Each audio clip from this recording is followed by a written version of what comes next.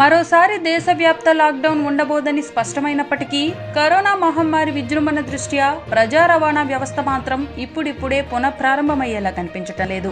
ఇప్పటికే 3 నెలలకు పైగా రైళ్లన్నీ స్తంభించిపోగా సర్వీసుల రద్దును ఆగస్టు 12 వరకు పొడిగిస్తున్నట్లు రైల్వే శాఖ గురువారం కీలక ప్రకటన చేసింది. వైరస్ వ్యాప్తి నానాటికి పెరుగుతోన్న నేపథ్యంలో జూలై 1 నుంచి ఆగస్టు 12 వరకు అన్ని రెగ్యులర్ రైళ్లను రద్దు చేస్తున్నట్లు రైల్వే బోర్డు ప్రకటించింది.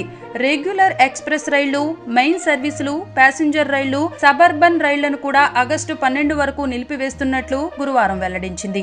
అయితే లాక్డౌన్ సమయంలో తీసుకువచ్చిన 230 ప్రత్యేక రైళ్లు మాత్రం నడుస్తాయని స్పష్టం చేసింది. కాగా లాక్డౌన్ సడలింపులు మొదలైనప్పటి నుంచి రైల్వే సర్వీసుల విషయంలో గందరగోళం ఏర్పడుతూనే ఉంది. గతంలో పలుమార్లు పలానా రోజు నుంచి సర్వీసులు ప్రారంభిస్తామన్న రైల్వే బోర్డు ఆఖరి గంటలో నిర్ణయాన్ని మార్చుకున్న సందర్భాలు ఉన్నాయి. ఇప్పుడు కూడా జూలై 1 నుంచి ఆగస్టు 12 వరకు ఆన్లైన్ లో స్టేషన్ల రిజర్వేషన్ కౌంటర్ల ద్వారా బుకింగ్ చేసుకున్న టికెట్లన్నీ రద్దయిపోతాయని అధికారులు తెలిపారు.